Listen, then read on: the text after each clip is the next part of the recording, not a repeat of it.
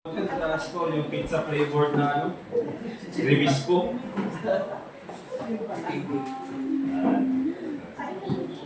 Miguel, Miguel.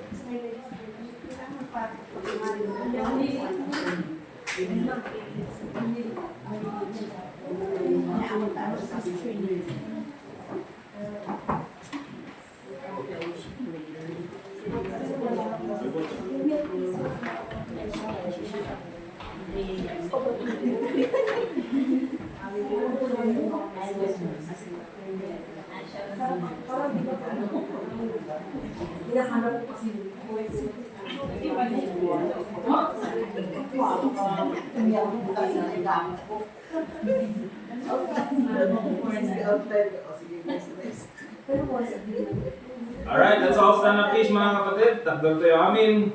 And mapantay yung di pa nagkarara.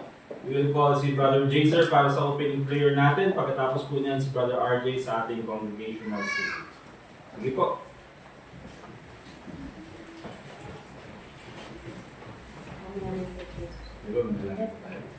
Nagilan namin Diyos sa lahat po kayo no? So, ito. Salamat.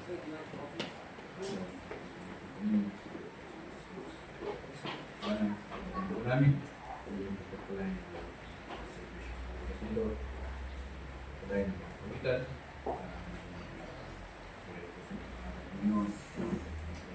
Salita. Pagkain. Pinang malapit.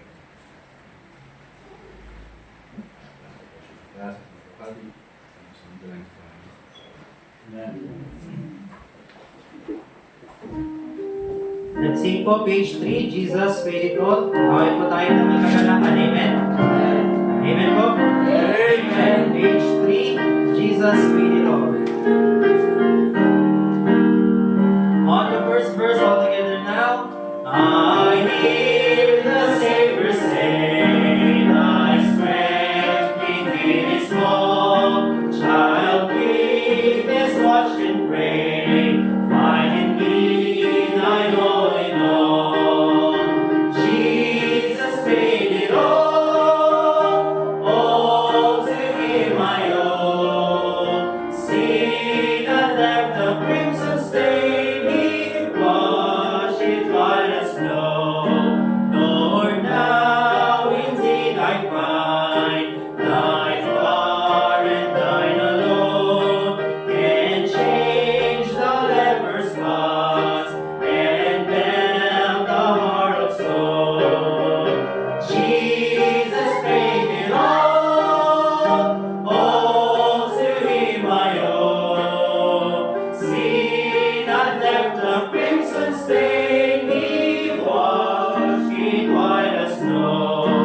For nothing good have I, whereby thy grace to claim. I'll wash my garments white in the blood of Calvary's Lamb. Jesus paid it all to him I owe.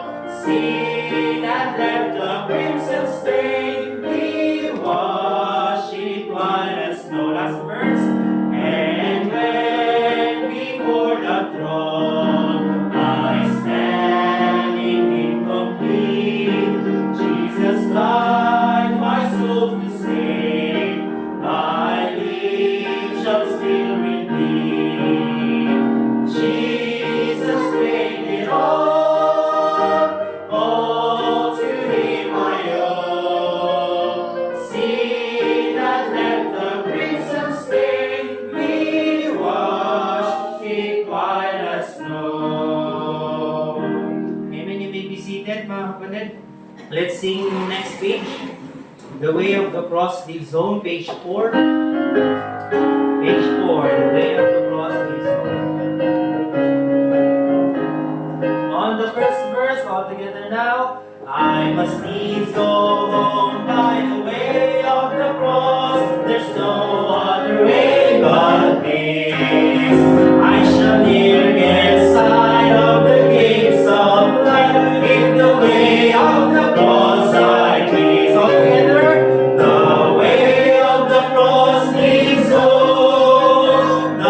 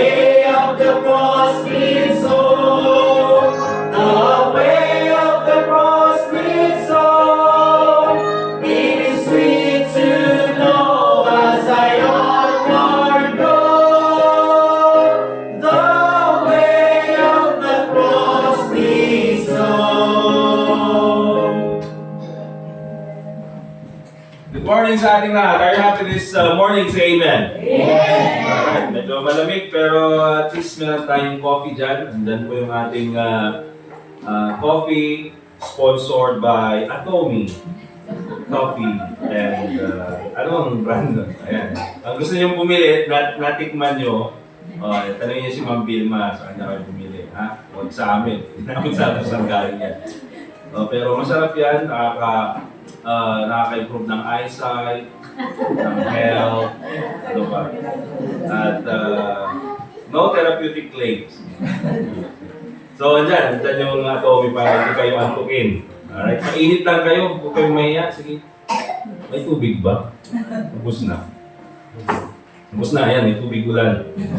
Mamaya po pa tayo, alright? So, also, ngayong umaga na ito, we're very happy. Yeah, ako, personally, very happy na i-announce kasi pinag-pray din ng church natin. Pinag-pray ulit.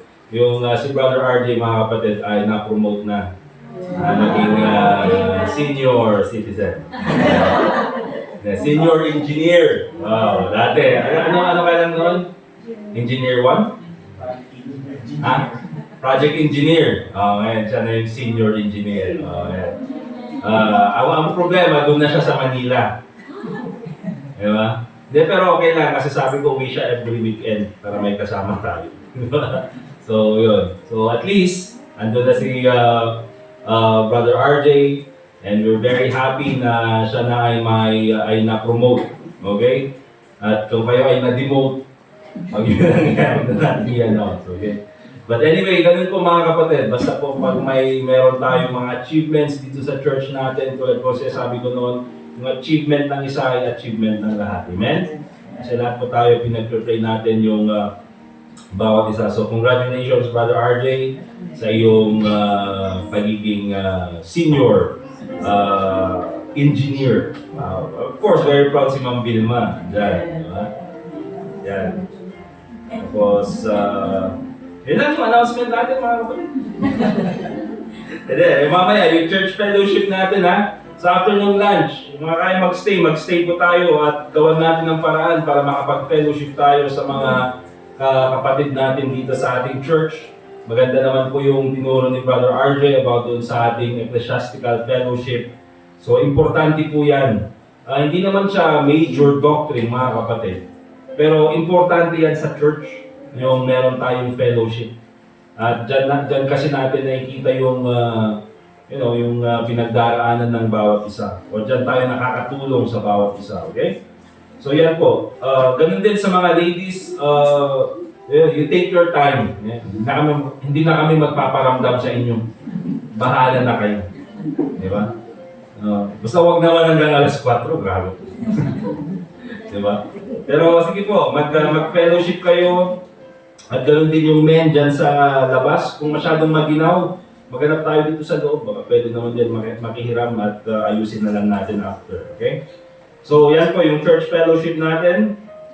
And then, of course, this coming Sundays, susunod na Sunday, tulad po nung in-announce ko ang gagawin natin sa hapon ay maglilinis po tayo.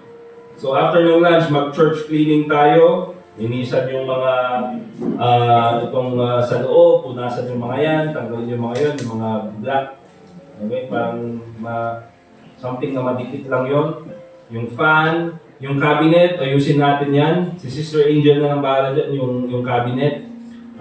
Yan, yung sa sahig, doon sa labas, yan, sa door, sa hallway, hanggang sa taas. Before wax natin yan.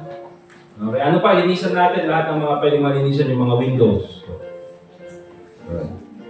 Nakita ko kasi si Yorme. Pinapalinis niya yung Manila. Palinisin din natin ito. Yan. Okay. So yan. So yun po yung gagawin natin next Sunday. Amen? So tulong-tulong po tayo ha. At huwag kayong mag-alala. Magpo-provide tayo ng snacks after. Marami namang tubig dyan. Diba? And then yung missions conference natin, of course, August 3. Let's continue to pray for it. Ipag-pray natin yung parating natin na missions conference of August 3. Okay, huwag po natin kakalimutan. Again, siguro a week before ay mag-send ulit ako ng notification about doon sa mga groceries. Okay, so mag-isip-isip na kayo ng mga groceries na pwede natin ibigay doon sa ating guest speaker. Okay? So August 3 po yan. Yung sa main church naman, August 24. Yung missions conference nila, pero baka ako na lang pupunta, kaya kayo dito, magkakaroon kayo ng service. Kaya Brother RJ, August 24. Tapos si Brother Edgar, August 24 na Brother Edgar. Dahil sabi, baka kami di ba? Masapot na, nabay ka, anak ko yung nag-google siya sa mga ko. No, kanayon kumakot, may met. Kanayunin tayo ka nung Brother Edgar. Diba? So, talo kayo, di ba? Dustin, Badakton. Okay? And then, thank you ulit mga kapatid doon sa ating missions giving. 2 Sundays ago ay nagbigay ako ng tawag doon ng parang announcement about sa ating missions giving. 2,000 yung pumapasok, 5,000 yung lumalabas. So kailangan natin kasa yung missions giving natin. And na-replenish naman natin mga kapatid for this month of June. For the month of June, last June pala. Okay? So ang kailangan natin gawin is maging consistent. Amen? So maging consistent lang tayo sa giving natin kasi from January hanggang May is yun nga, 2,000 yung pumapasok. Pero at least from June hanggang December or hanggang next year ay magtuloy-tuloy tayo dun sa ating missions giving. Okay? So thank you very much, Church, sa inyong faithfulness sa pagbibigay. Alright, so yun lang naman po yung mga announcements natin today. And then, tawagin natin si Brother RJ at dadako na tayo sa preaching natin later on. Let's open our songbooks po, page 15, Lead Me to Calvary, page 15. Page 15, Lead Me to Calvary. On the first verse, all together now. King of my life, I crown thee now, thine shall the glory be. Lest I forget thy thorn crown brow, lead me to Calvary. Lest I forget Gethsemane, lest I forget thine agony, lest I forget thy love for me, lead me to Calvary. Show me the tomb where thou wast laid, tenderly mourned and bled. Angels in robes of light array, guarded because thou stand. Lest I forget Gethsemane, lest I forget thine agony, lest I forget thy love for me, lead me to Calvary. Let me like Mary to the moon, tell me the victory. Show to me now the empty tomb, lead me to Calvary. Lest I forget Gethsemane, lest I forget thine agony, lest I forget thy love for me, lead me to Calvary. As may I be willing, Lord, to bear daily my cross for thee, even the cup of grief to share, thou hast borne all for me. Lest I forget Gethsemane, lest I forget thine agony, lest I forget thy love for me, lead me to Calvary.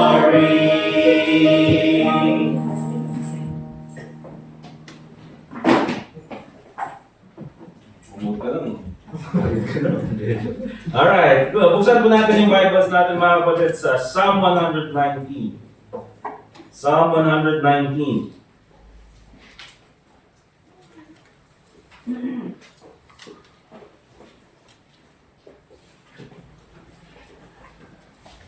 By the way, okay naman po yung mga yung mga lugar natin, wala namang binaha yung bahay or landslide sa tabi. Wala naman, okay? Alright, Psalm 119, problema, mahirap basahin yung buong chapter eh. Kaya ang basahin na lang natin mga kapatid kasi divided by 8 naman, by 8 verses itong Psalm 119 na ito. Let's read from 161 hanggang 169. Okay? Psalm 119 verse 161 hanggang 168 na lang. 168. Alright, ang sabi ng Bible in Psalm 119 verses 161, let's read it. Tayo po tayong lahat and let's read it responsively. Ako po sa 161 kayo sa 162, sabay-sabay tayo sa 168. Okay? Verse 161 ang sabi ng Bible, Princes have persecuted me without a cause, but my heart standeth in awe of thy word.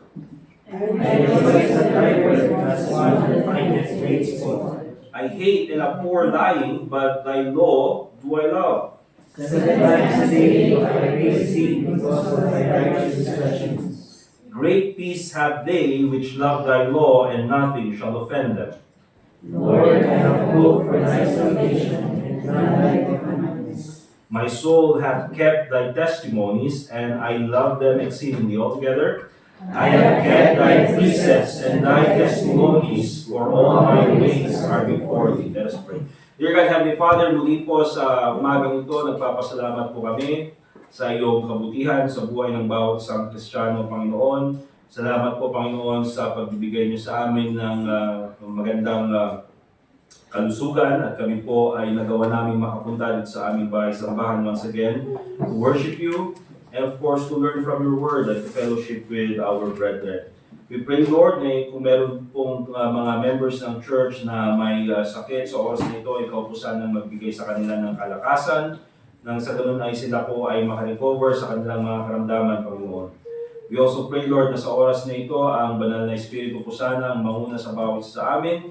Siya po ang magbigay sa amin, Panginoon, ng understanding na sa ganun po ay maintindihan namin ng maayos ang iyong salita.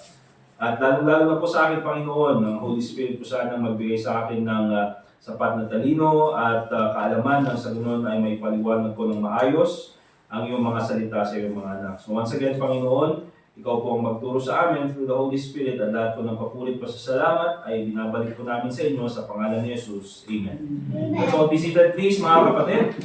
At ang magiging title po ng ating topic dito po sa Psalm 119 ay ang magiging focus po natin ay 165.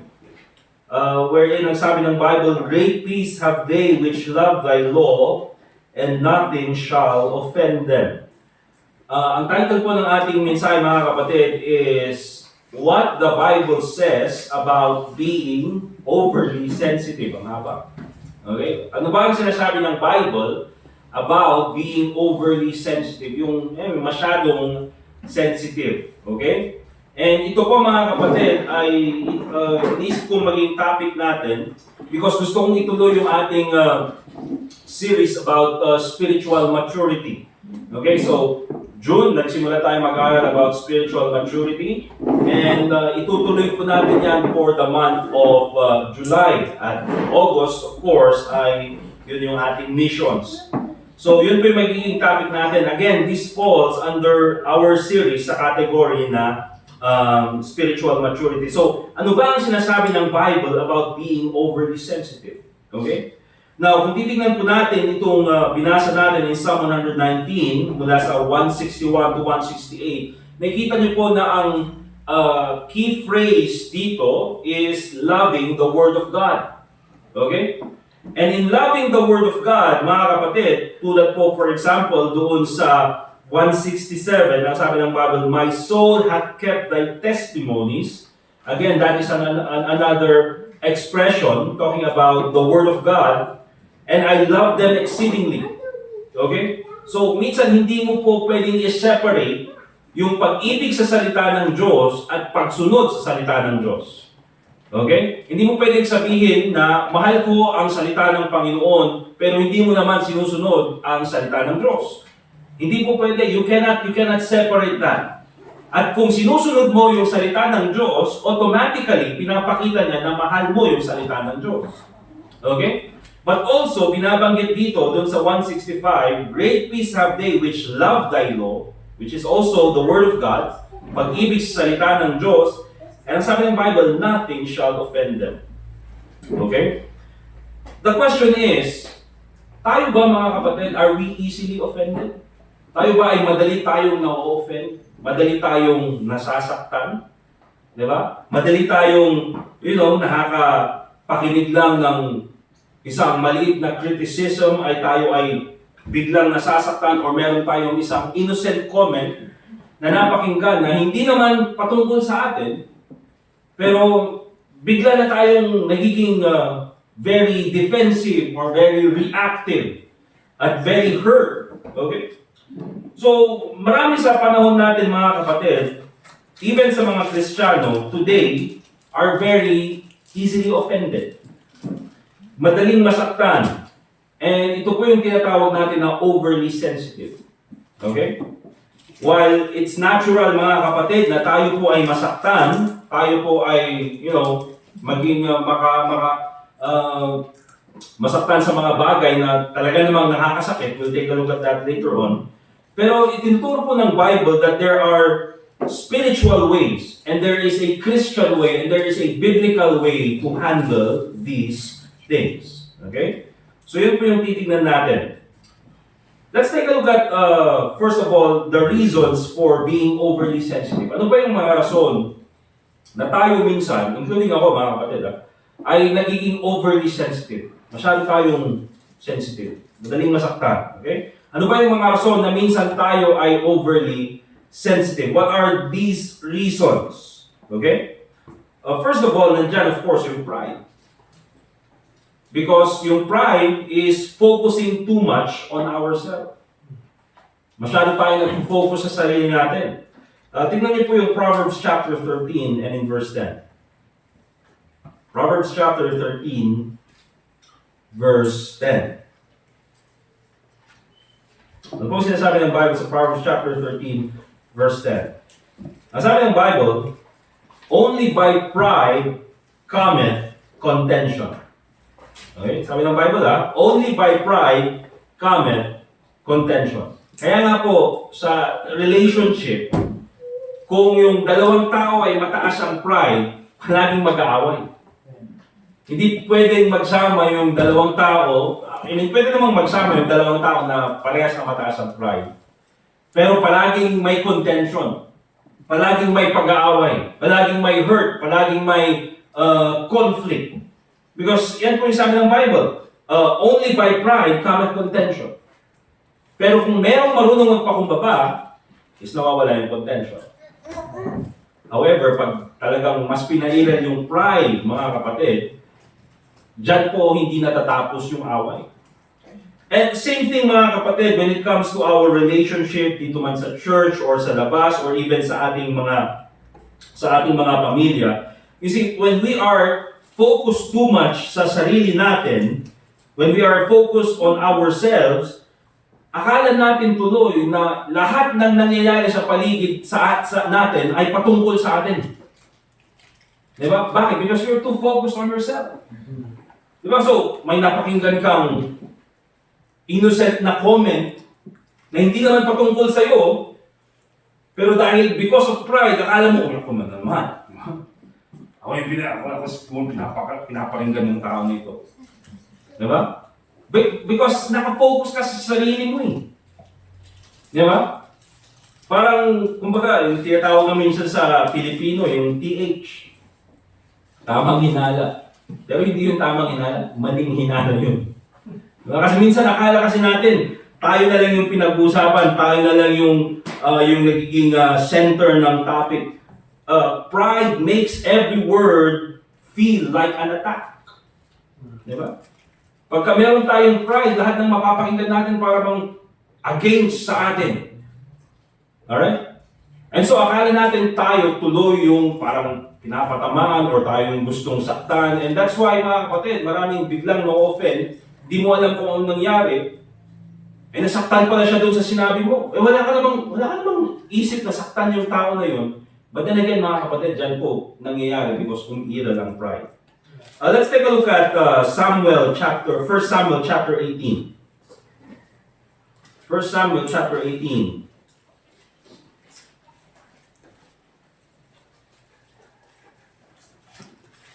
At tignan po natin yung verse 7 and yung verse 9.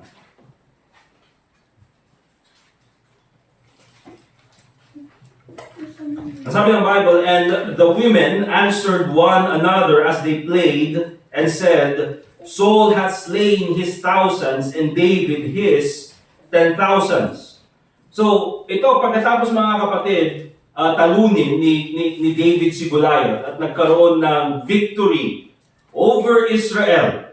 Okay? Dahil nga sa katapangan naman ni David at of course dahil sa kamay ng Panginoon. And itong victory na ito mga kapatid, hindi lang para kay David. This is a victory for Israel, including si King Saul.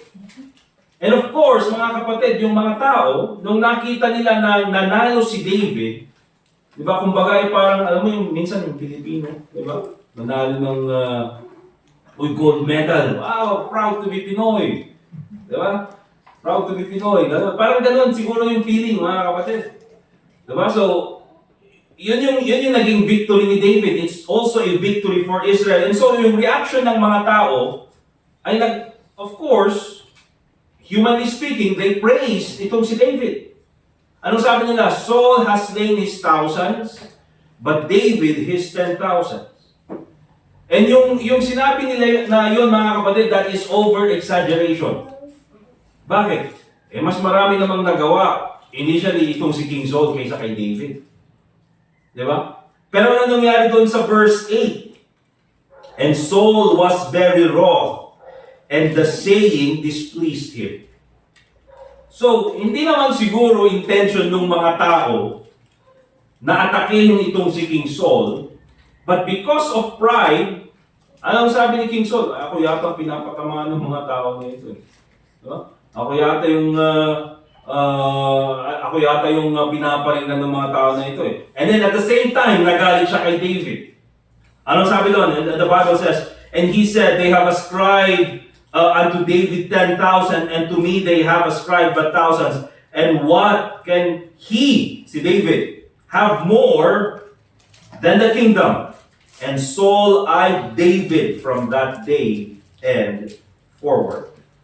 So makikita natin mga kapatid na wala namang masamang hangarin si David dun sa kanyang ginawa. Actually, yung ginawa niya is naging very, sabihin na natin, very good para kay Saul and then the country of Israel. Pero because of pride, mga kapatid, nagkaroon ng envy, jealousy, galit itong si King Saul. Bakit? Kasi akala niya, he's the center of everything. Okay? So remember mga kapatid, remember that life is not all about you. Huwag mong isipin na kung meron kang napakinggan nito, ako naman, patungkol na naman sa akin yun. Hindi po mga kapatid. Because life is not all about you. And meron po yung mga tao na meron man silang nababanggit, pero hindi naman ikaw yung topic lahat ng usapan. Di ba? Life is not all about you. At secondly, kailangan natin maintindihan, hindi lang ikaw yung dumaraan sa problema. Remember that mga kapatid, you're not the only one going through problems. Meron ding mga ibang tao, kasama sa pamilya na may pinagdaraan ng problema. Meron ding mga kapitbahay na pinagdaraanan na problema. May mga members sa church na may pinagdaraanan din na problema. Kaya wag nating sabihin na, ako naman, kawawa naman ako, ganito na naman. Parang ikaw lang yung tinitingnan mo. And again, that is a sign of pride. Because pride is thinking only about yourself. Kailangan nating intindihin mga kapatid na meron ding mga tao sa paligid natin na meron ding pinagdaraanan. Okay? Kaya huwag niyong isipin, don't think that you're the topic of every conversation. And remember this mga kapatid, gossip is real. Totoo naman po na may gossip. And totoo naman po mga kapatid na may mga tao na, kahit na anong gawin mo masama pa rin yung sasabihin sa'yo. But remember this, God listens to every idle word that people say. And He will be the one to judge it. Okay? Kaya wag mo nang isipin na ikaw palagi yung pinag-uusapan mga kapatid. At kung ikaw man yung pinag-uusapan, pabayaan mo na ang Panginoon ang mag-judge sa kanila. At wag mo nang imbestigahan kung ano yung sinasabi about sa'yo, mas lalo ka lang masasaktan. Okay? So remember, pride is focusing too much on yourself. And that's one of the reasons why may mga tao, even Christians, mga kapatid, who are very overly sensitive. Naintindihan ko? Amen ba mga kapatid? Amen. Alright. Secondly, mga kapatid, nandyan naman yung insecurity. Nandyan yung feeling of not being loved. Or feeling na hindi tayo binibigyan ng halaga. Alright? Let's go to Ephesians chapter 1, verse 6. Ephesians chapter 1 and verse 6.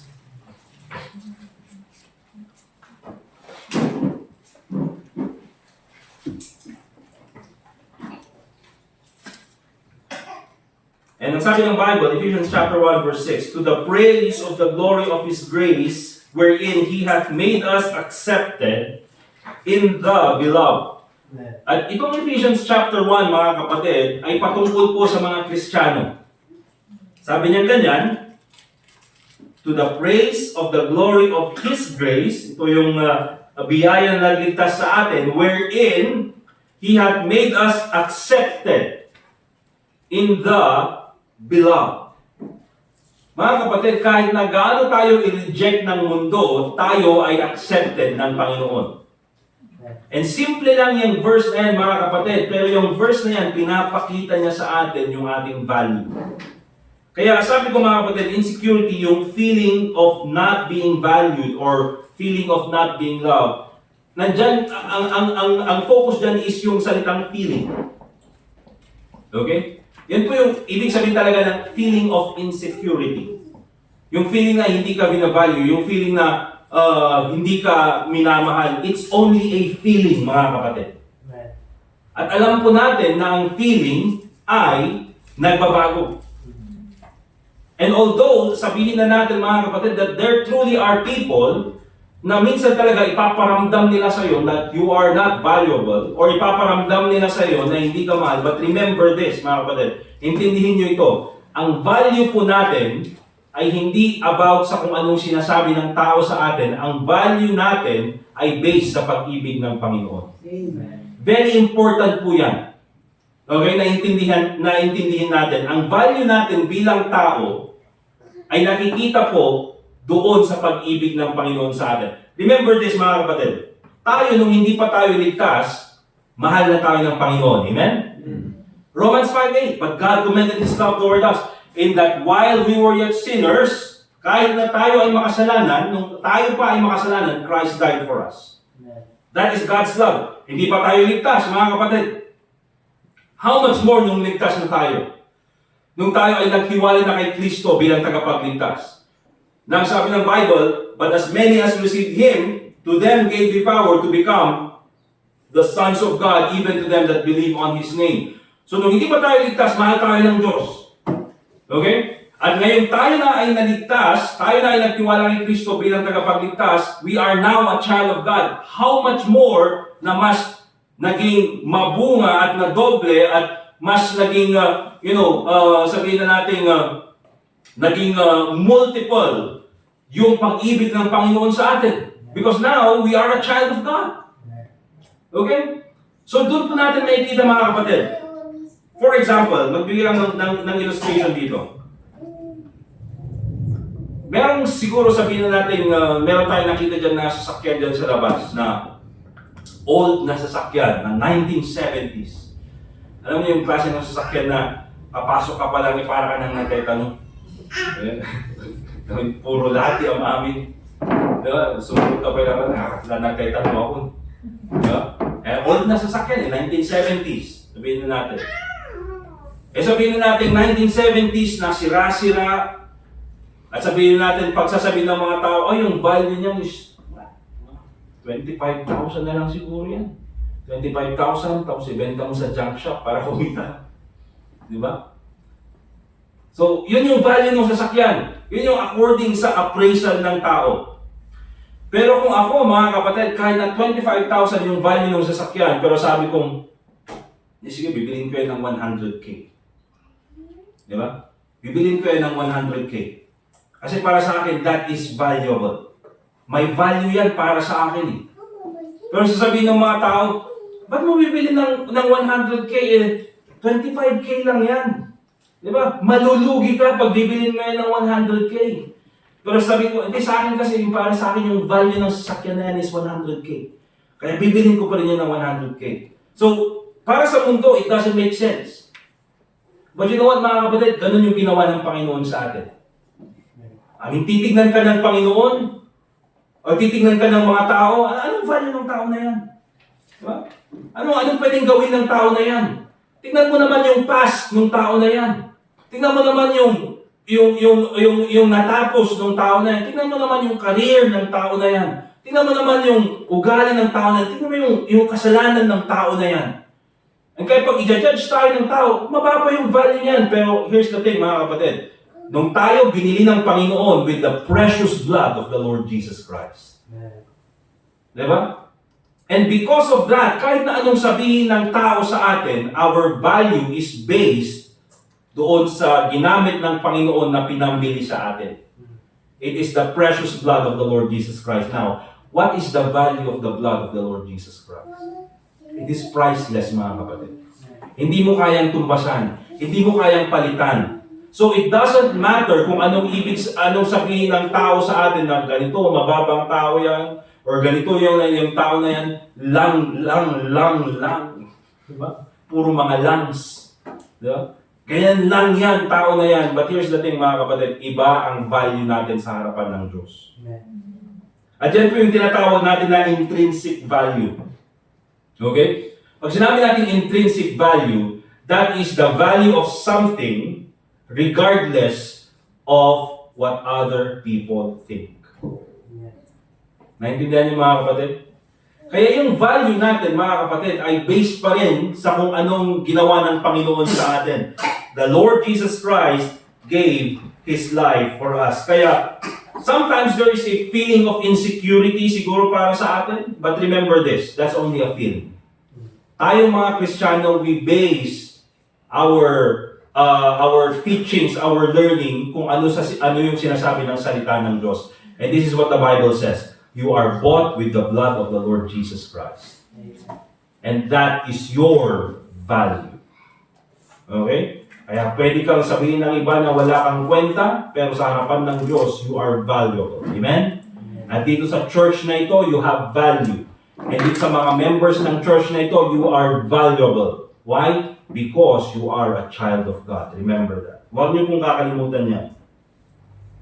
Also, mga kapatid, what's the reason why there are people who are overly sensitive? Nakita natin yung pride, nandyan yung insecurity. And of course, mga kapatid, nandyan pa rin yung spiritual immaturity. Alright? Tingnan po natin yung 1 Corinthians chapter 3. Verse 1 hanggang verse 3. 1 Corinthians chapter 3, verse 1 hanggang verse 3.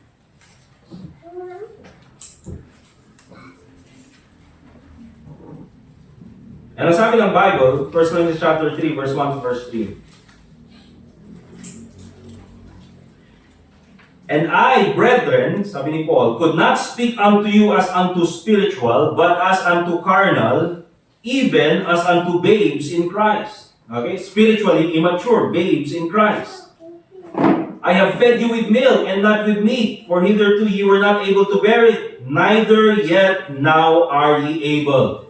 Pinakain ko kayo ng gatas, at hindi ko kayo pinakain ng meat kasi hindi nyo pa kaya. Pero hanggang ngayon, hindi nyo pa rin kaya yung meat.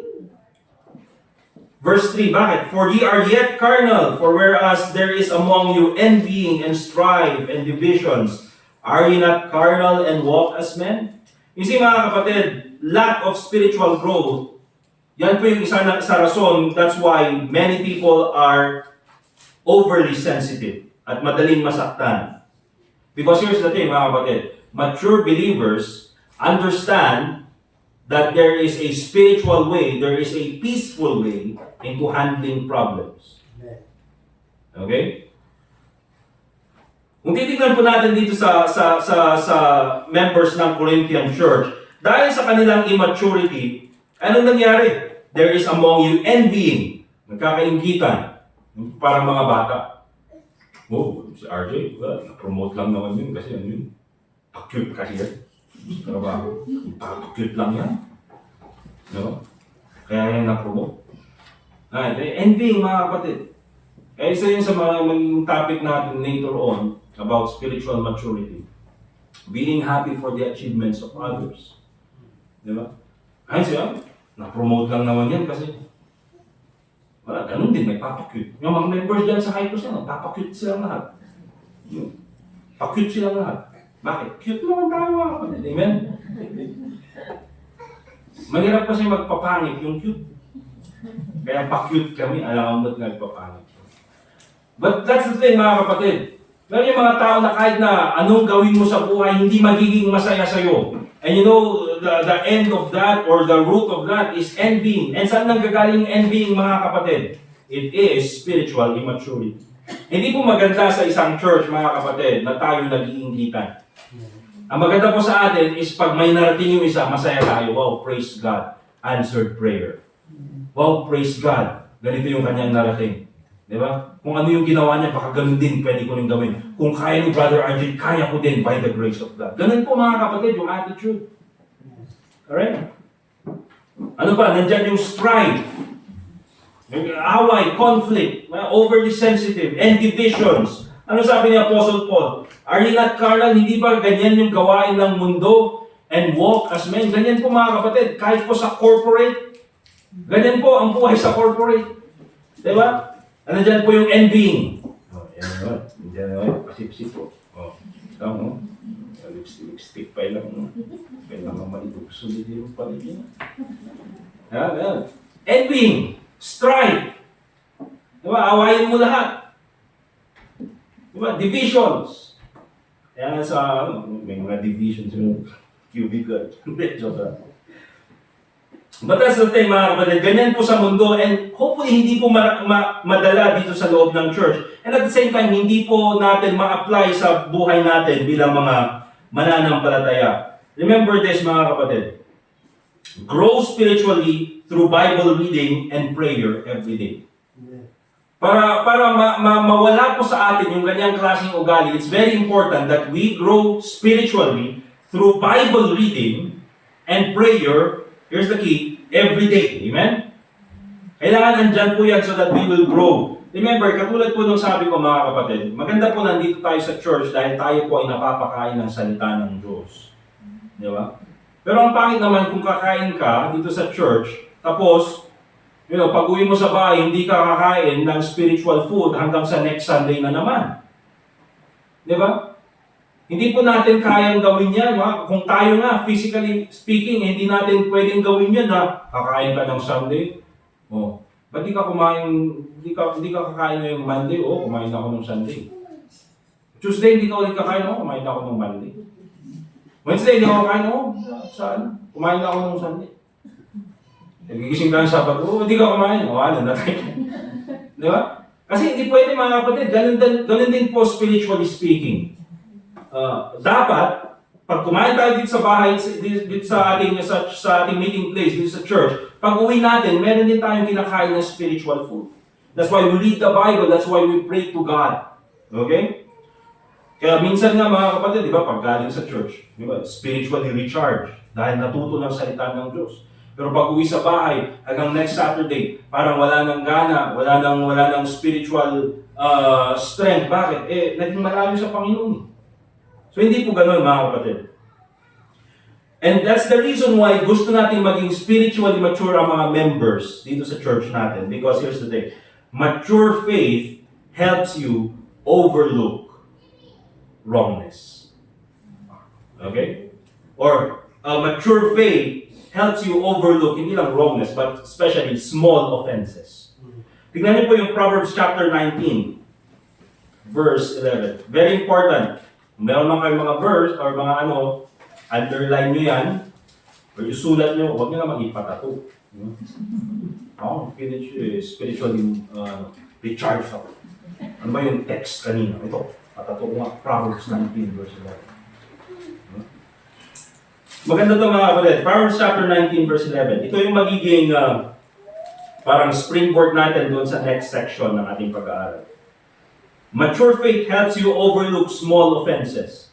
Proverbs chapter 19 verse 11, the Bible says, the discretion of a man deferreth his anger. So minsan mga kapatid, nasa sa atin rin kung magkakalit ba tayo o hindi. Ang problema, kinakagalit natin lahat ng bagay. Ang sabi ng Bible, the discretion of a man deferreth his anger. Ang sabi niya ganyan, and it is his glory, it is his glory, sabi ng Bible, to pass over a transgression. To overlook sin. To overlook offense. Di ba? Minsan kasi sa atin, mga kapatid, lahat ng matitinitingnan natin, lahat ng offense, talagang gusto nating i-confront. And because of that, nagkakaroon talaga mga kapatid ng maraming conflict. Okay, later on we'll go more with this verse. Okay? Yan yung sinabi, the discretion of a man deferred his anger and its glory to pass over a transgression. Kung meron kayong bookmark, ilagay nyo lang yan sa Bible nyo, babalikan natin yan. Okay? So, dun sa ating third section, why should you stop being overly sensitive? Bakit magandang itigil na yung pagiging overly sensitive? Okay? Unang-una mga kapatid, overly sensitive people don't have peace.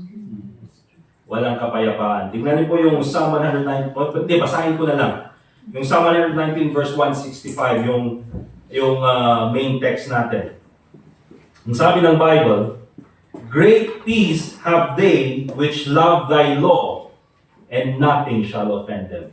Great peace have they which love thy law, and nothing shall offend them. You see mga kapatid, kung ikaw ay overly sensitive, walang kapayapaan. Okay? Awan tital na ti panunod. Bakit? Kasi kung may offense kang napakinggan, na akala mo sa'yo, hindi naman pala, later on, yun na yung laman ng isip mo. Ba't kaya ganun yung sinabi? Ito talaga, ang dami kong ganyan para sa tao. Tapos, ganun lang yung sasabihin sa akin.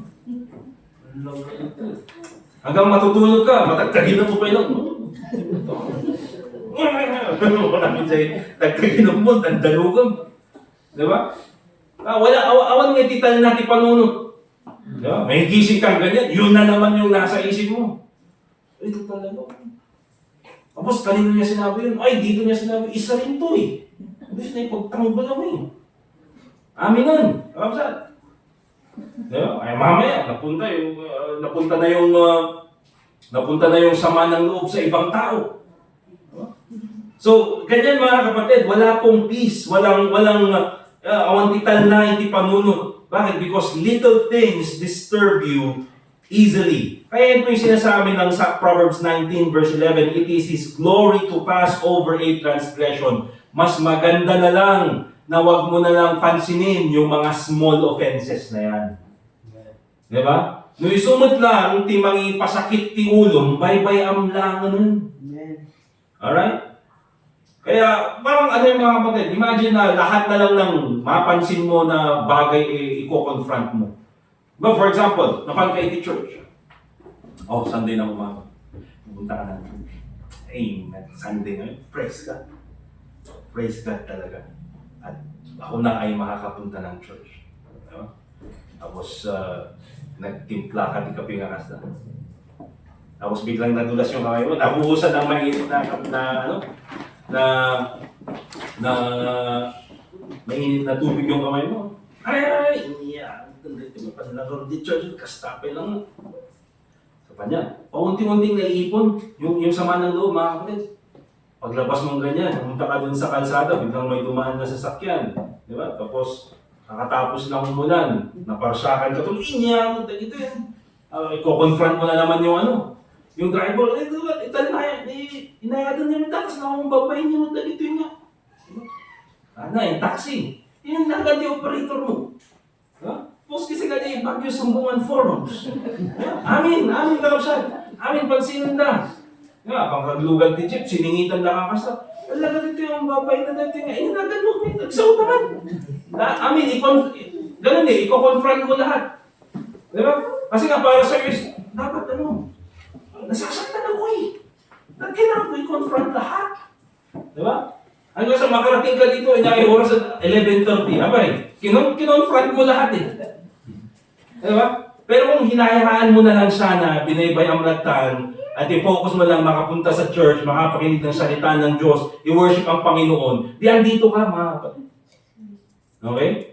So that's the thing. Just imagine mga kapatid, lahat na lang ng offenses ay papansinin mo, lahat na lang ay kakalabanin mo, every individual that wronged you, you will be confronting every one of them. Walang mararating mga kapatid, there will be no peace in your life. Aming kalabanan, aming kaapang. Diba? Yun yung nagiging problema mga kapatid. Overly sensitive people lack peace. Now, hindi natin sinasabi mga kapatid that we should not be sensitive as Christians, but we should be sensitive for the right things. Be sensitive to sin in your own life. Yan po. Kung meron ka mga bagay na maging sensitive about, be sensitive about sin. Nakita ko, pambira, meron niya akong pride sa sarili ko. Diba? You should be sensitive about those. Oy, medyo mali yata yung naisip ko. Hindi maganda yung joke na naisip ko. O hindi maganda yung ginawa ko na yun. Be sensitive about sin in your own life. Amen? Ano ba? Be sensitive about the needs of others. Maging sensitive ka sa pangangailangan ng iba. Bear ye one another's burden and so fulfill the law of Christ. Yung sabi ng Bible. Kung may pangangailangan ng iba, pwede kang tumulong. Be sensitive about that. Be sensitive about false doctrine and false teachers. Diba? Kung meron mang something maging sensitive about sa mga bagay na nakakasama sa ating buhay bilang Kristiyano, nakakasama sa mundo. Be sensitive to the leading of the Holy Spirit. And of course, be sensitive to the opportunity for sharing the gospel. See, hindi po natin sinasabi mga kapatid na lahat ng bagay about being sensitive ay mali. But we should be sensitive about the right things. And not be overly sensitive about small offenses. Amen? So, overly sensitive people lack peace. Awan tital na iti panunod. Secondly, mga kapatid, ito very important. Overly sensitive people damage relationships. Okay? Overly sensitive people damage relationships. Tingnan niyo po yung Proverbs chapter 18 and verse 19. Proverbs chapter 18, verse 19.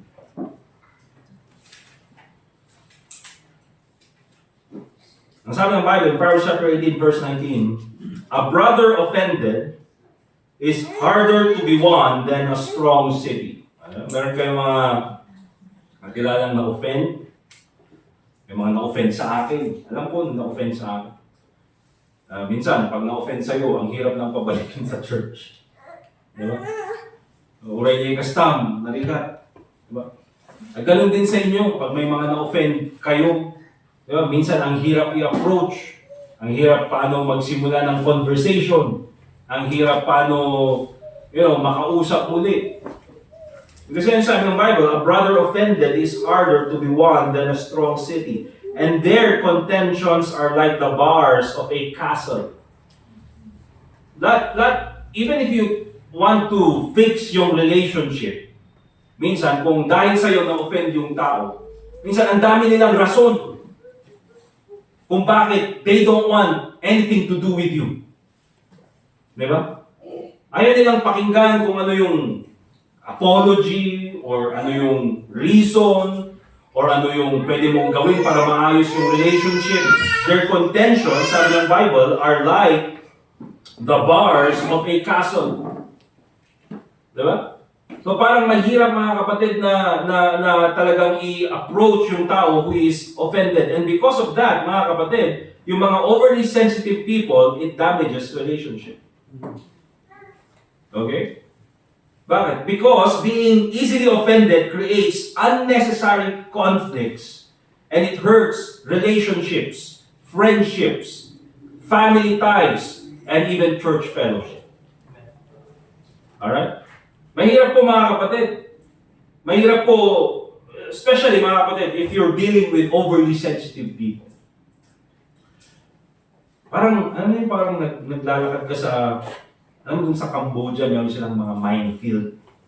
Nung giyera noon, naglalagay sila ng mga mine. Landmine. Yun yung bomba na pag naapakan mo, sasabog ka. Di ba?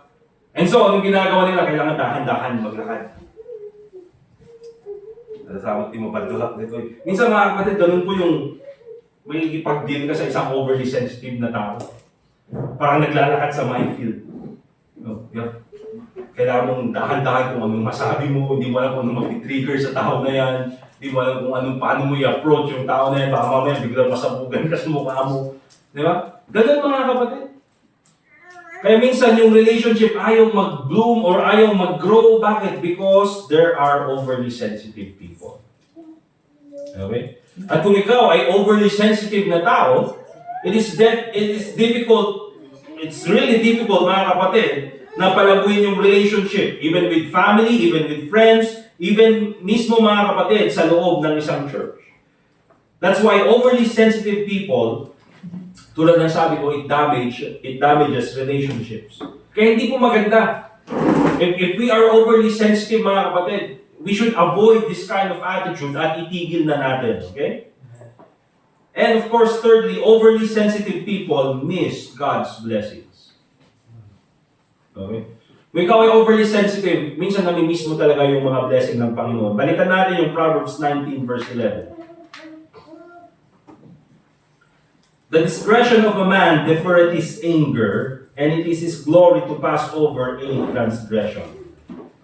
Here's the thing mga kapatid, if you focus too much on small offenses, nagpo-focus ka mga kapatid sa mga bagay, maliliit na bagay na nakakasakit sa'yo, you miss opportunities for growth. You miss opportunities for joy. And you miss opportunities for blessing. Bakit? Kasi yung mga overly sensitive people, mga kapatid, they tend to isolate themselves from people. And of course, yung mga ibang tao, ayaw tuloy makipag-fellowship sa tao na yun because overly sensitive na. Naintindihan niyo?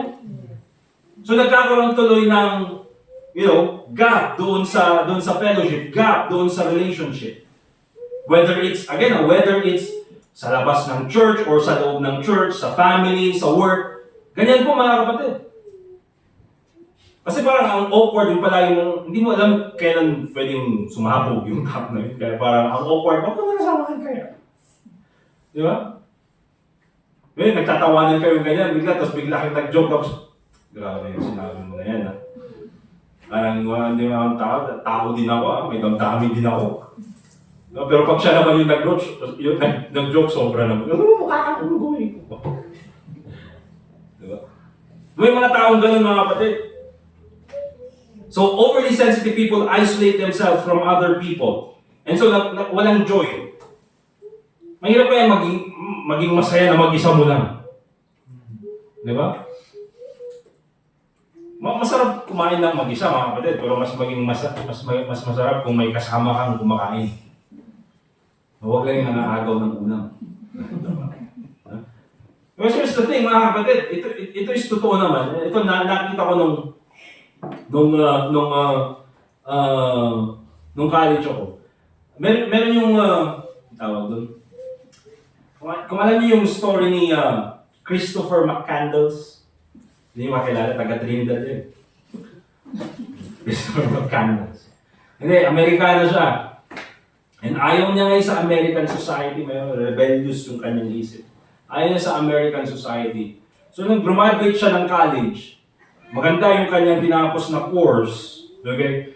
And ginawa niya, dahil ayaw niya sa American society, ginawa niya, sinunog niya yung kanyang mga IDs, yung SSS number, winala niya lahat ng kanyang mga identity, tinanggal niya lahat.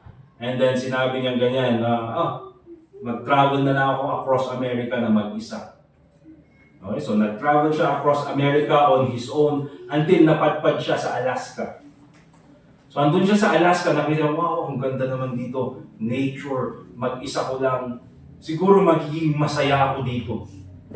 And so namuhay siya sa wilderness ng Alaska na mag-isa. Until such time, mga kapatid, na nung nandun na siya sa Alaska, wala nang communication sa kanya, hindi na siya nakikita ng mga townspeople dun sa Alaska. And then sabi nila, siguro patay na yung tao na yun. And then later on, after nung isang winter, pumunta sila dun sa location kung saan siya nagstay at nakita na nga siyang patay. At alam niyo, isa sa mga sinulat niya bago siya namatay, sinulat niya doon sa place kung saan siya nagstay, happiness is only real when shared. Happiness is only real when shared. Because kahit na even if we sabihin na natin, even if we pretend na masaya tayong mag-isa, mas masaya pa rin yung may kasama ka. Mas masaya yung may ka-fellowship ka. Kaya huwag niyong isipin, mga kapatid, na may mga Kristiyano na kahit hindi nag-a-attend ng church, masaya sila, nakangiti sila sa social media, masaya sila sa Facebook, nagta-travel pa rin sila, parang may mga blessings sa buhay nila. Mga kapatid, social media is a liar. Hindi naman nila ipopost, mga kapatid, yung mga problema sa buhay. So, ipopost lang naman yung mga magandang bagay. Okay? So, huwag natin isipin, mga kapatid, that people who isolate themselves from others are happy. Hindi po, mga kapatid.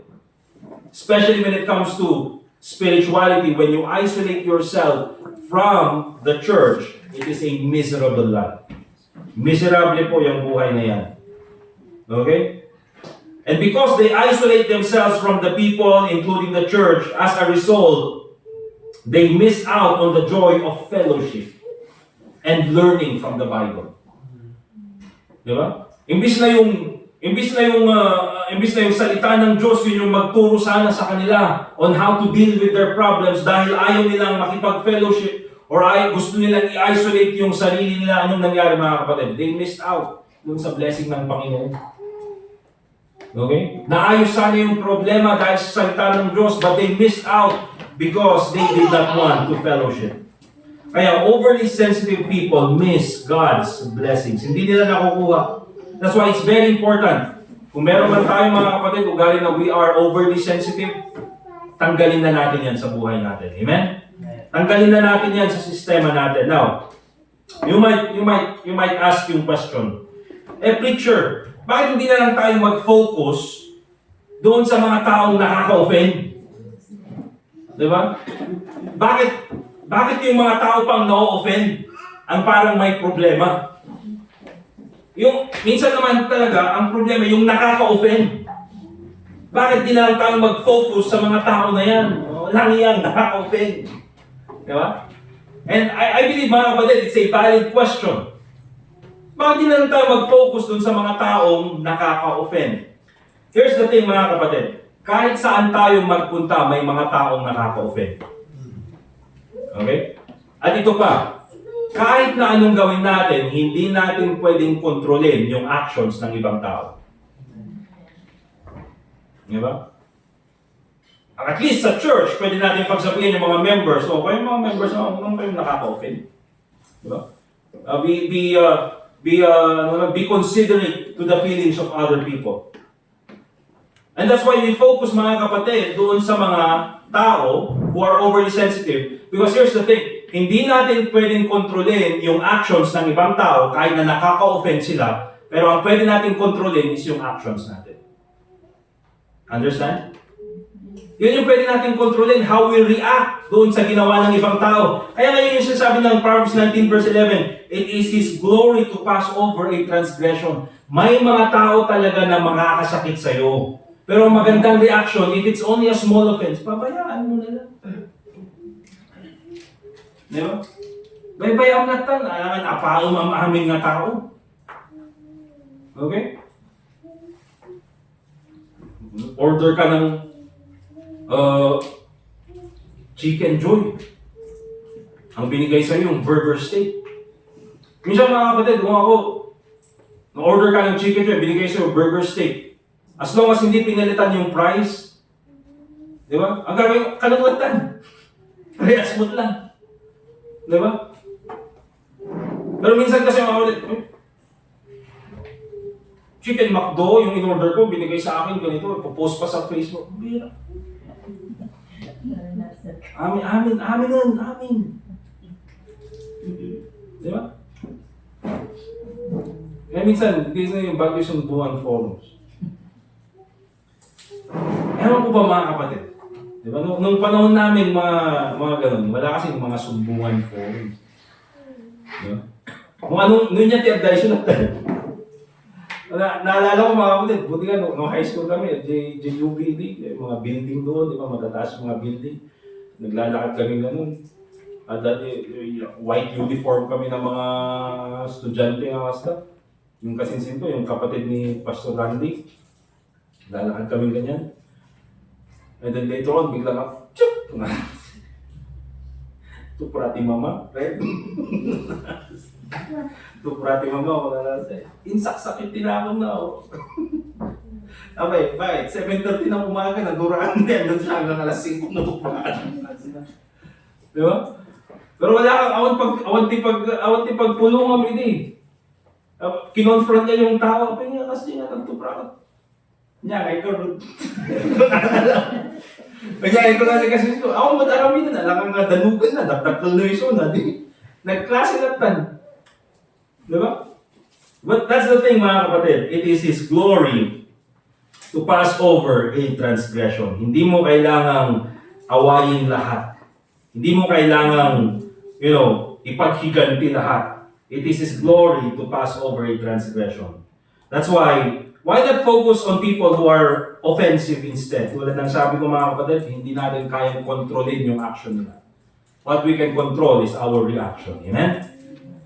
Alright. Now lastly, ito pa yung last na titingnan natin. So nakita natin the reasons why people are overly sensitive, why we should stop being overly sensitive, and lastly mga kapatid, ito naman, how to deal with overly sensitive people. Kung tayo naman yung nakikideal sa mga overly sensitive people, anong gagawin natin? Pabayaan na lang natin sila? Huwag na lang natin silang pansin? Huwag naman mga kapatid.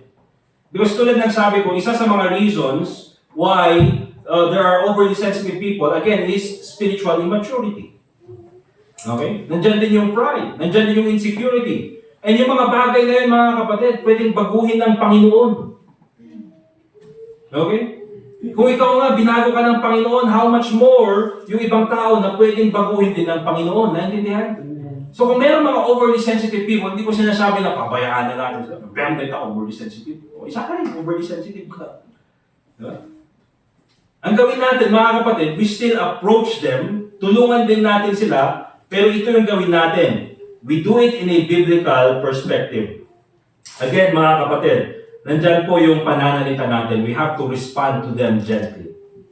Proverbs chapter 15, verse 1. A soft answer turneth away wrath, but grievous words stir up anger. Okay? A soft answer turneth away wrath, but grievous words stir up anger. Remember this mga kapatid, minsan yung matatalim at masasakit na pananalita natin, yun yung nagpapalala ng situation. Okay? So kung naging overly sensitive sa atin yung tao, huwag na natin, ikaw overly sensitive ka kasi. Diba? So ang gawin na lang natin mga kapatid, we have to respond to them gently. Ikaw, overly sensitive ka kasi. Hindi naman yan. Yeah, but you have to respond to them with gentleness. Huwag yung harsh words. Minsan din kasi hindi yung tono ng pananalita natin, minsan yung salita mismo ang nakakasakit. Okay? So respond to them gently. Alright? Tulad ng sabi ko mga kapatid, a soft answer turneth away wrath. Nagalit man siya, anong gagawin mo? Answer them with gentle words. Minsan diyan natin nakikita mga kapatid yung leading ng Holy Spirit and yung leading ng flesh. Ang tinuturo ng Bible, kung may mga taong ganyan, you have to respond to them with gentle words. That is how the Spirit will react. Pero yung laman natin minsan, mga kapatid, gustong mag-react ng masasakit din na salita. Okay? Grievous words stir up anger. Yun yung gusto natin eh. Nasaktan ka, sinaktan mo ako, sasaktan ulit kita. Ganun mga kapatid. And because of that, hindi po nagkakaroon ng maayos na ending. So, respond to them gently. Ito pa mga kapatid, Ephesians chapter 4 verse 2. Ephesians chapter 4 and in verse 2. Ang sabi ng Bible, with all lowliness and meekness. So, nandyan po yung pagpapakumbaba. And meekness. So, lahat ng mga kapatid, you have to outstretch your humility. With all lowliness and meekness, with long suffering, forbearing one another in love. Be patient and understanding. How do we deal with overly sensitive people? Not only respond to them gently, but also be patient and understanding. Remember this mga kapatid. Yung tao na magpapakumbaba, the person who will apply humility, lowliness, and meekness is always the spiritual mature person. Okay? Kasi yung spiritually mature mga kapatid, nandyan yung pride eh. Okay? Pero kung tayo mga kapatid, nandyan na tayo sa level ng sabihin natin spiritual maturity, hindi man tayo yung pinakamataas yung spiritual maturity. But we have to remind ourselves mga kapatid, na mas importante yung relationship kesa naman yung galit na nararamdaman natin. Diba? Minsan kasi, yung galit na nararamdaman natin, yun yung nangunguna eh.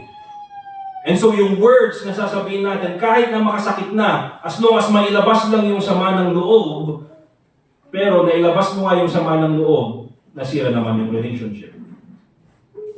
And so anong gagawin natin mga kapatid? Hayaan na lang natin, pass over the transgression, ipakumbaba yung sarili natin, forbearing one another, understanding one another. Bakit? Because we love one another. In love. Yun po yung sabi ng Bible. Okay? Remember mga kapatid, also remember this, that you were once an immature Christian. Amen? Amen. Na sa buhay mo, minsan sa buhay mo, naging immature ka rin na Christian. At minsan sa buhay mo, kahit na matagal ka ng Kristiyano, meron pa rin yung time na tayo mismo bumabalik sa pagiging immature. Diba? Kaya nga, we have to be reminded of spiritual maturity from time to time. Okay? Pero buti na lang mga kapatid, meron yung mga taong nagtyaga sa atin. Amen? Meron yung mga tao na kahit na nasaktan natin sila, pero they overlook the transgression because they gave importance to the relationship. Buti na lang may mga taong ganun. Kaya kung may mga taong gumawa ng ganun sa atin, ganun din yung gawin natin sa iba. Amen?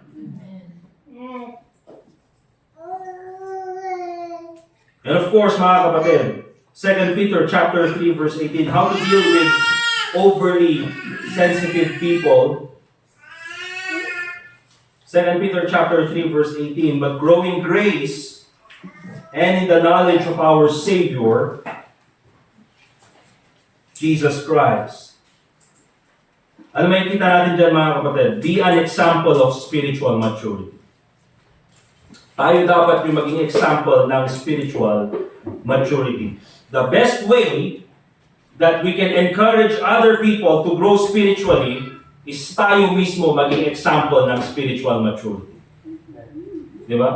Yung makita nila mga kapatid. Because here's the thing, whether you like it or not, sa ayaw mo man sa ayaw mo man o hindi, sa ayaw mo man sa gusto. Ano ba? Sa ayaw mo man sa gusto, whether you like it or not, o, di ba?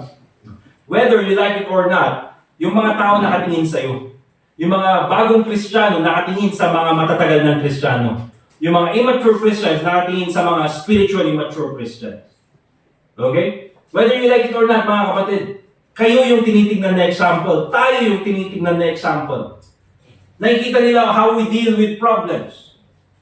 Diba? How we deal with small offense. Kung nakita nila mga kapatid na tayo mga matagal ng Kristiyano, meron ng small offense and nagre-react tayo agad mga kapatid in a negative way, baka yun din yung makuha nila. Yun din yung matutunan nila. So it's very important na tayo mismo maging example ng spiritual maturity. So that pag sila naman yung dumaan sa problema, ay ganito yung reaction ni brother nung dumaan siya sa ganitong nung may nagsalita sa kanya ng ganito yung naging reaction niya. Naging malumanay lang siya, hindi siya nakipag-away, ganito yung ginawa niya. So ganun din yung gagawin ko. See? Be an example of spiritual maturity. And lastly mga kapatid, we will end with this. James chapter 5 verse 16. James chapter 5 verse 16.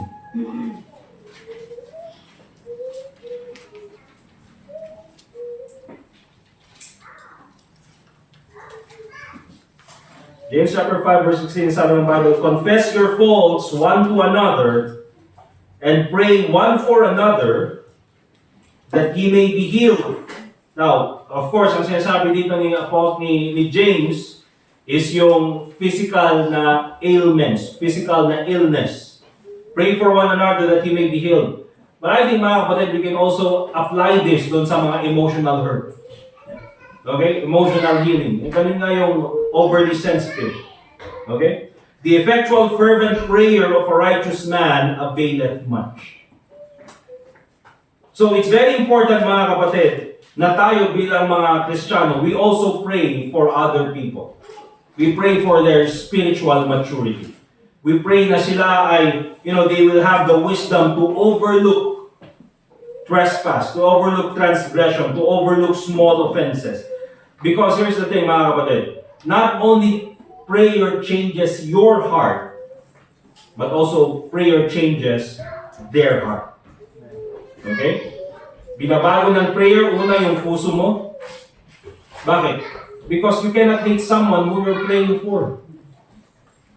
Meron tayong, just for example, meron kang kakilala na overly sensitive na tao, and minsan ayaw mo na makipag-fellowship or ayaw mo na lapitan yung tao na yan. Di ba? But because you keep praying for that person, mga kapatid, mahirap kayong, it's difficult to hate someone who you're praying for. Bakit? Pinagpe-pray mo yung tao niya, Panginoon, i-bless mo ito. Panginoon, baguhin mo po yung kanyang attitude, baguhin mo rin po yung aking attitude. And because of that, mga kapatid, mas nagiging malapit ka doon sa tao na yun. So, hindi lang binabago ng Panginoon yung puso mo, but also yung puso ng tao na pinagpe-pray mo. At dyan po natin makikita mga kapatid, that when we pray for others, hindi lang minsan, pero ang sabi ng Bible, the effectual, fervent, patuloy na prayer, taimtim na panalangin of a righteous man availeth much. It can make a difference. Amen? So, pray for them regularly. Pray for one another. So remember mga kapatid, yan po ang sinasabi ng Bible about being overly sensitive. Balikan po natin yung Proverbs chapter 19 verse 11. And again, we'll end with this verse, the discretion of a man deferreth his anger. Nasa sa atin po, kung saan natin ilalagay yung ating galit. Pwede nating pigilan yung galit natin. Yan po yung defer. Okay? Minsan kasi ang alam natin sa defer is ilagay sa ibang, ilagay natin sa ibang lugar. Di ba? Kaya pinigilan mo nga yung galit mo, pag uwi mo naman, napunta sa asawa mo yung galit. Pag sinabi natin defer, mga kapatid, as much as we can, tanggalin na natin. And pwede tayong mag-decision mga kapatid na tanggalin yung galit na yan. And it is His glory to pass over a transgression. Don't let small offenses bother you. Amen? Huwag nating hayaan na yung mga maliliit na bagay na yan sumira sa fellowship, sumira sa relationship, sumira sa trabaho, sumira sa ating buhay bilang Kristiyano. Amen? Let us pray. Dear God, Heavenly Father, once again, we thank you for this time na kami pong muli ay pwedeng mag-aral ng iyong salita. Panginoon, patawarin mo po kami if there are times na kami ay naging immature sa buhay namin, if there are times na hinayaan namin small offenses to bother us in our Christian life.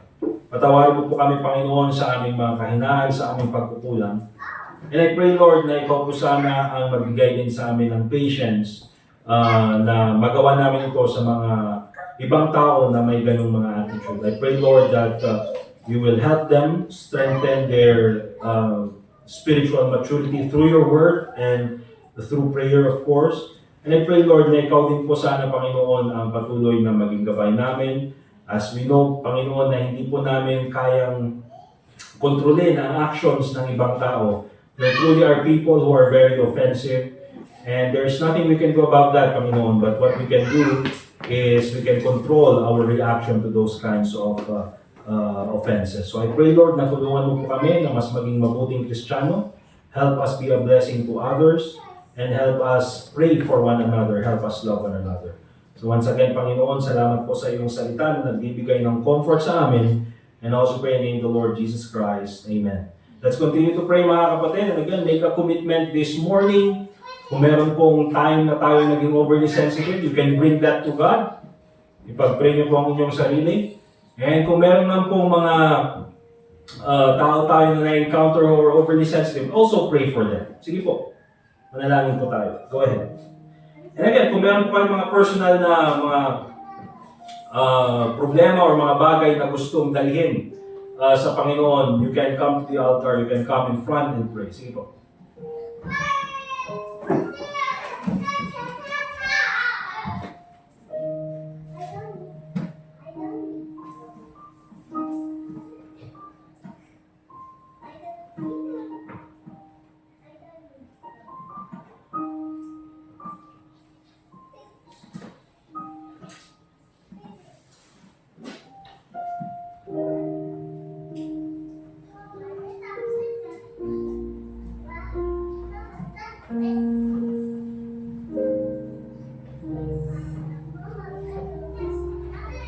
Dear God, Heavenly Father, we thank you for this time that we can pray for one another. Lord, tulungan mo po kami in our weaknesses.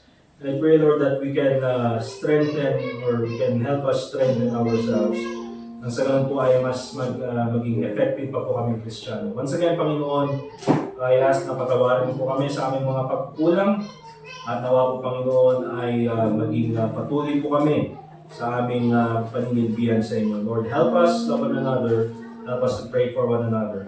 And also pray in the Lord Jesus Christ. All God's people say, Amen! Alright, so tapos na yung ating preaching. Let's go ahead and proceed po sa ating offering. We'll ask si John Mark. Sorry, si Brother Jaser na lang. Brother Jaser, Brother Stevie.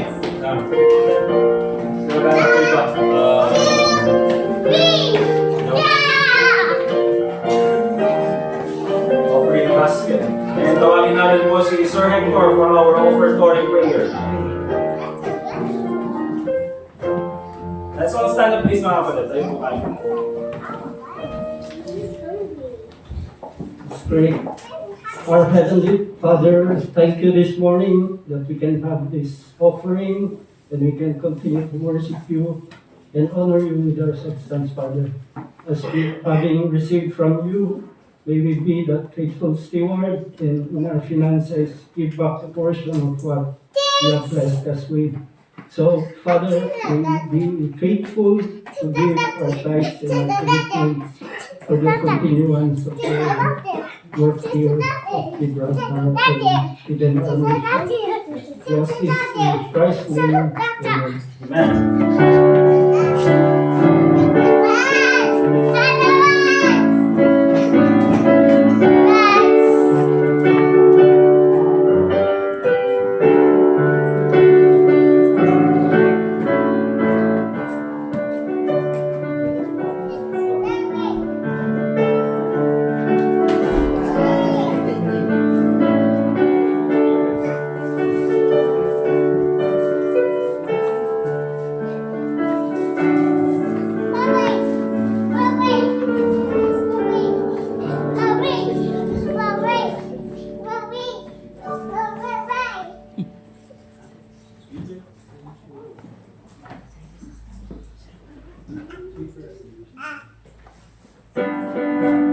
Ano pala? Anniversary na Brother Jaser. Ito ni Sister May, mga antate. May kante birthday sa Tigasa. May sana. Okay. So, kantahan natin. Para dun sa, nakasan niyo para dun sa live stream. Ay, dun sa recording. Papakita ni Sister May. Okay. Ay, manuwa taon, Brother Jaser? 6 years. 2019. Alright, all together, sweeter as the years go by. Sweeter as the years go by, sweeter as the years go by, richer, fuller, deeper, Jesus' love is sweeter, sweeter as the years go by. Happy anniversary, Mary Jason, ha? Ang masulit natin, The Transporter. Okay. Alright, natapay ba tayo anniversary tatanga July? Ano yata, no? Okay, pero yung mga mag-birthday, sunod na lang pag sumating yung mga tokens natin. Okay? Alright, let's all stand up please. And let's get our songbooks. Song number 19, we'll sing There is a Fountain. And then para sa ating closing song, we will ask the Brother Larry para sa ating closing prayer.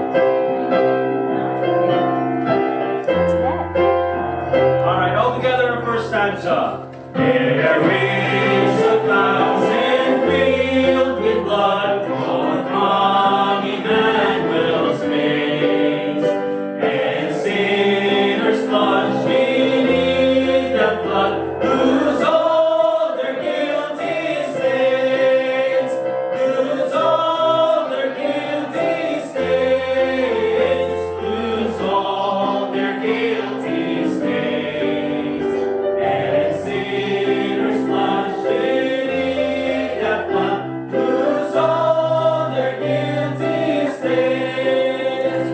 The dying thief rejoiced to see that fountain in his day, and there may I go by as he washed all my sins away, washed all my sins away, washed all my sins away, and there may I go by as he washed all my sins away.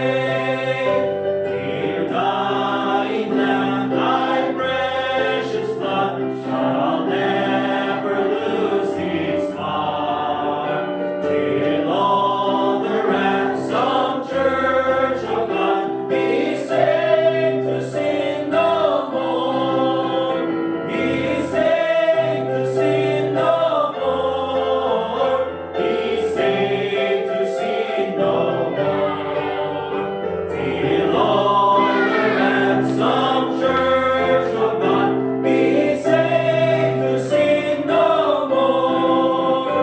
Their sins thy faith, thy soul is free, thy flowing wounds supply.